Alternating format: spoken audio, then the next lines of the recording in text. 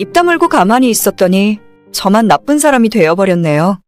남편과 결혼한 뒤로 지금까지 5년 지났고 3살 딸아이를 하나 키우고 있습니다. 시댁 조건이 많이 부족한 건 알았지만 남편과 연애를 20대 때부터 오래 했기 때문에 그저 사람 하나만 믿고 결혼했어요. 연애할 때 항상 제 편 들어주는 사람이었고 결혼하고 난 뒤에도 시댁 사이에서 무슨 일이 있어도 제 편만 들어주기로 약속을 했습니다. 신혼 때까지만 해도 그게 잘 지켜진다고 생각했는데 해가 지날수록 점점 저보다는 엄마가 우선이더군요. 일단 시댁 상황을 먼저 설명하자면 남편이 중학교 들어갈 무렵 부모님 두 분이 이혼하셨고 그 뒤로는 어머님이랑 남편이 둘이서 살았대요. 상가 2층 단칸방에 새를 들어 지내면서 어머님이 아침부터 저녁까지 밤낮 없이 일해서 저희 남편을 공부시키고 대학까지 보내셨답니다. 정말 지금 다시 들어도 존경스럽고 대단하신 분이라 생각해요. 하지만 그건 남의 집 이야기일 때나 그런 거고 내 남편, 내 시어머니라고 생각하면 완전 이야기가 달라집니다. 저희 결혼할 때까지도 시댁은 형편이 어려웠고 어머님은 60이 넘은 나이에 여전히 육체적으로 힘든 일을 하며 살고 계셨어요. 연애할 때는 자세한 집안 사정까지는 몰랐지만 서로 결혼 이야기가 오고 갔을 때부터 하나하나 알게 되면서 솔직히 결혼해서 잘 살 수 있을까 하는 의문이 들었던 것도 사실이에요. 특히나 저보다 제 주변 사람들이 많이 반대했습니다. 부모님도 그렇고 하나뿐인 제 친언니도 홀어머니 있는 집에 외아들이랑 결혼하면 쉽지 않을 거라 수차례 경고했어요. 하지만 그때마다 지금의 남편인 남자친구가 자기가 중간 역할도 잘하고 무슨 일이 있어도 항상 제 편을 들겠다고 이야기해줘서 결혼까지 결심하게 되었습니다. 저희 남편은 어머님의 하나뿐인 자랑이었고 결혼 승낙 받으러 갔을 때 어머님께서는 보태줄 수 있는 게 아무것도 없다고 당당하게 말씀하셨어요. 내 아들 대학 보내고 이렇게 잘 키워놨으면 됐지. 난 할 만큼 했다. 오히려 기존에 저희 남편이 주고 있던 용돈 50만 원에 추가로 생활비까지 얹어서 매달 100만 원씩 보내라는 말씀을 하시더라고요. 그때 결혼을 때려치고 없던 일로 했어야 했는데 어머님 말씀 듣자마자 전 그렇게 맞춰드리면서 애 낳고 내 가정 꾸리면서 살 수는 없네요.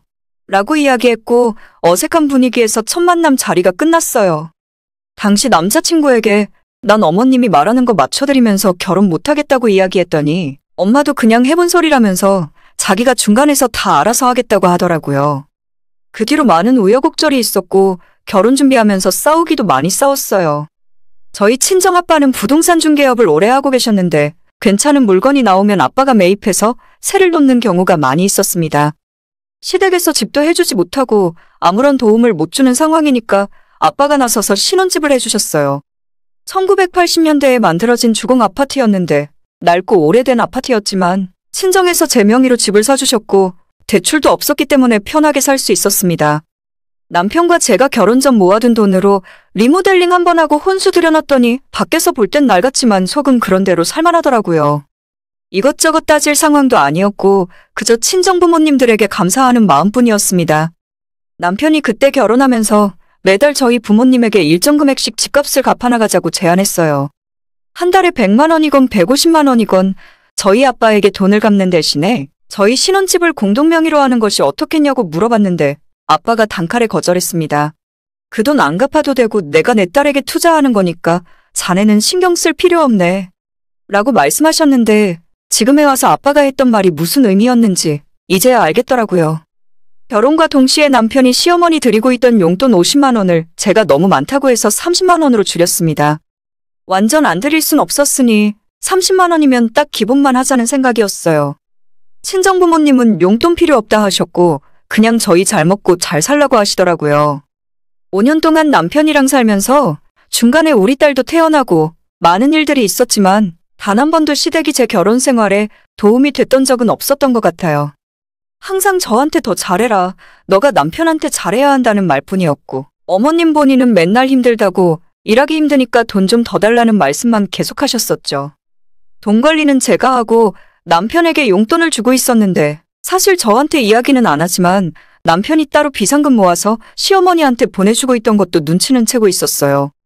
어머님 성격도 뻔히 제가 알고 항상 말버릇처럼 남편에게 키워준 값 내놓으라 하시는 분인데 뒤에서 남편이 본인 용돈 모아드리는 것까지 제가 못하게 하진 않았습니다. 결혼 전처럼 50만 원씩 드릴까 싶다가도 당연히 그 정도 돈은 받아야지 하고 생각하시는 게 너무 싫어서 더 드리기 싫더라고요. 지금 시어머니는 일주일에 이틀 3일 정도 나가서 아는 지인분 식당에서 일당을 받고 일을 하시고 정부에서 나오는 돈과 제가 드리는 용돈, 남편이 챙겨드리는 용돈으로 생활을 하고 계십니다. 엄청 여유 있는 상황은 아니겠지만 제가 알기론 어머님 혼자 사시기 충분한 돈이에요. 어디가 아프시다거나 거동이 불편하시다면 밖에 나가서 일을 하지 말라 하고 생활비를 좀 더 드려야겠지만 아직 정정하시고 주말에 동네 아주머니들이랑 전국 팔도 등산 여행도 다니실 정도로 건강하십니다. 저도 사람인데 혼자 계신 어머님이 걱정될 때마다 남편 이름으로 용돈도 몰래 한 번씩 넣어드리고 명절이나 어버이날, 어머님 생신 같은 기념일도 한 번도 빼놓지 않고 챙겨드렸습니다.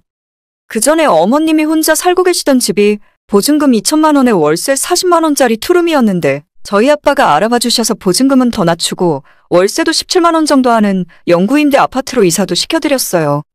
거기 대기자도 많고 서로 들어가려고 줄을 서 있는 곳인데다 주변 대중교통까지 잘 되어 있어서 어머님 혼자 사시기에는 딱인 곳이거든요.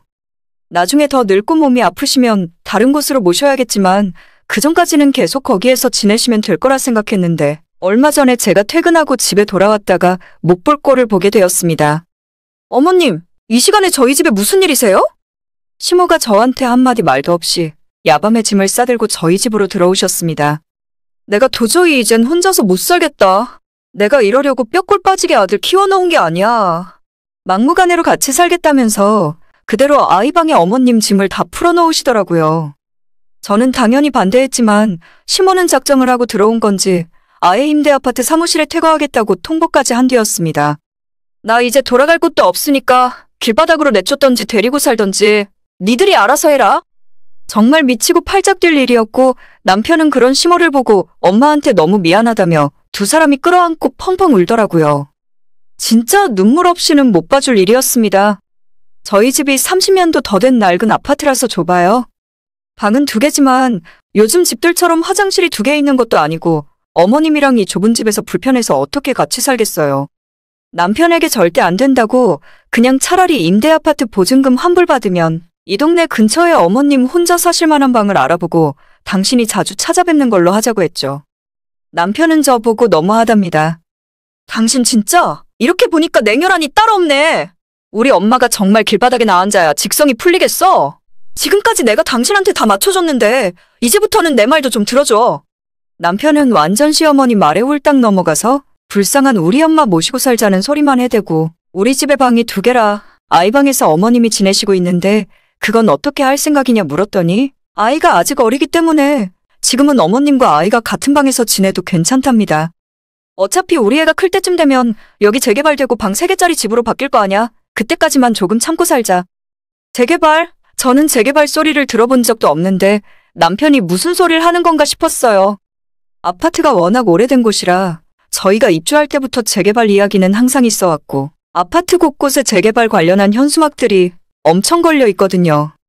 하지만 당장 해결될 문제도 아니고 언젠간 되겠지 생각으로 그냥 잊어먹고 있었는데 관심 없는 줄 알았던 남편 입에서 재개발 이야기가 나올 줄은 몰랐습니다.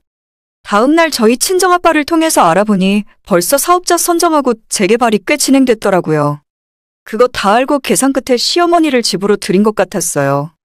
아예 처음부터 재개발 이슈를 염두에 두고 공동명의하자는 소리를 했던 것 같기도 했습니다. 집에 방이 3개가 되면 그 하나는 시어머니 모시고 살겠다는 계산이었나요? 남편이랑 절대 그럴 일 없으니까 당신 엄마를 쫓아내던지 너도 같이 나가서 살라고 했습니다. 그전까지는 제가 화를 내면 무슨 일이 있어도 제 말이 맞다고 해주던 남편이었지만 어머님 문제가 달려있어서 그런지 강경한 반응이더라고요. 내가 5년 동안 월급도 전부 당신한테 맡겼잖아. 엄마 살던 아파트 보증금 나오면 그것도 전부 당신 줄 테니까 우리 엄마랑 같이 살자. 진짜 그 이야기 듣고 도저히 말로는 안 되는구나 생각이 들었습니다. 남편 월급을 그동안 제가 관리한 건 맞지만 우리 세 식구 생활비 쓰고 시어머니 매달 용돈 드리고 먹고 사느라 모은 돈은 크지 않아요. 게다가 시모 아파트 보증금이라고 해봤자 2천만 원도 안 되는데 제가 그거 받자고 어머님 모시고 살겠습니까? 사실 돈이 문제가 아니에요. 저희 시어머니 이미 다들 아시겠지만 얼굴이 좀 많이 두꺼운 분이십니다. 아들은 모를까 제 입장에서 시어머니한테 받은 건 하나도 없는데 처음부터 끝까지 계속 바라기만 하시고 해드리는 건 고맙단 소리 들어본 적도 없는데 더 달라고만 하세요. 솔직히 시댁 형편이 어렵더라도 저한테 미안해 하시거나 뭐라도 해서 자식 며느리에게 피해 안 끼치려고 하시고 저를 예뻐해 주시는 모습이라도 있었다면 제가 이 정도까지 싫지는 않았을 거예요. 우리 집에서 합가를 하고 싶었으면 진작에 저한테 잘하셨어야죠. 이딴 식으로 상의 한마디 없이 한밤중에 짐 싸서 들어오는 것이 정상적인 사람이 할 짓인가요? 해준 건 없으면서 당당히 바라기만 하시니까 저도 어머님께 해드리는 건 손해보는 기분이 들고 작은 것 하나도 해주고 싶은 마음이 들지 않아요. 몇 날 며칠 남편이랑 싸웠지만 도저히 의견이 좁혀지지 않았고 그 사이에 자기 집처럼 눌러앉은 시모를 더 이상 두 눈으로 보고 있기 힘들더라고요. 이런 식이면 이혼할 수밖에 없다고 했더니 시모가 그 소리를 듣고 자기도 좋다면서 아들이랑 둘이 나가서 살겠답니다. 이혼해주는 대신에 저보고 재산 분할을 해달래요. 결혼 생활 5년 하는 동안 이 집이 재개발이 된다 만다 하면서 많이 올랐어요. 원체 싼 곳이긴 했지만 지금은 2배도 넘게 올랐습니다. 남편도 결혼 생활에 기여한 바가 있으니 집값의 반은 자기가 가져가야겠다고 하는데 진짜 어처구니가 없더라고요. 이래서 저희 아빠가 돈 주는 것도 필요 없으니 공동명의는 안 된다고 말리셨구나 싶었어요. 애초에 시어머니와 같이 살 번듯한 집 얻을 돈을 만들기 위해서 합가하겠다고 이 난리를 친 게 아닌가 싶을 정도였습니다. 서로 이혼 이야기 나오고 재산 분할 이야기까지 나오니까 합가고 나발이고 결혼 생활 여기서 끝내야겠다는 생각뿐이었어요. 딸 데리고 친정집으로 들어갔고 아빠에게 이 이야기를 다 해드렸더니 내 그 집안 인간들 이럴 줄 알았다 하시면서 코웃음을 치시더라고요. 아빠가 다 알아서 할 테니까 저는 당분간 친정에서 지내라고 하셨죠. 오는 연락받을 필요도 없고 이혼 이야기도 제가 먼저 할 필요 없다고 했습니다. 그리고 다음 날 아빠가 저희 살던 집을 전세 매물로 올려버리셨고 낮에 남편 출근하고 시모 혼자 있던 집에 문을 따고 들어가서 이 집의 집주인이 전세 내놨으니까 빨리 집 빼고 나가라고 이야기했다 하더라고요. 남편이 그날 저녁 저한테 전화해서 일을 이런 식으로 처리하는 법이 어디 있냐며 이혼할 거면 재산 분할이라도 확실하게 해달라길래 무슨 소리야? 난 이혼할 생각 없는데 이혼할 생각 없으니 재산 분할은 무슨 재산 분할?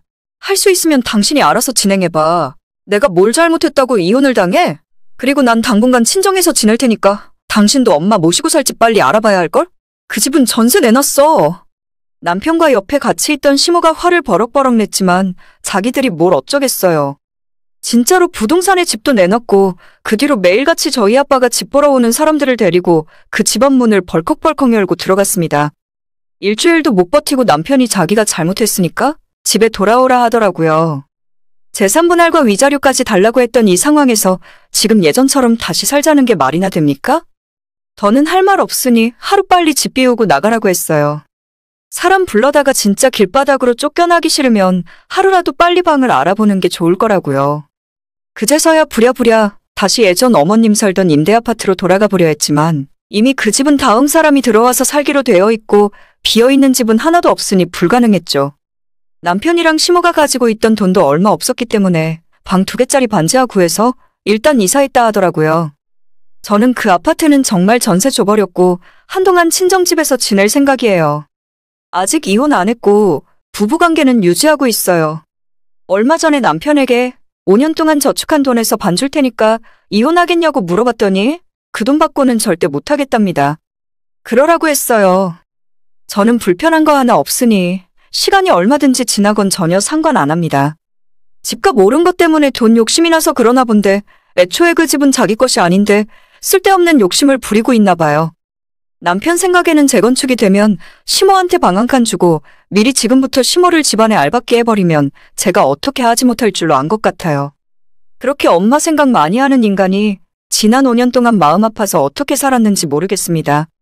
진작에 자기 엄마랑 살게 이혼해달라 했으면 깔끔하게 해줬을 텐데 이제는 저도 쉽게 해줄 생각 전혀 없어요.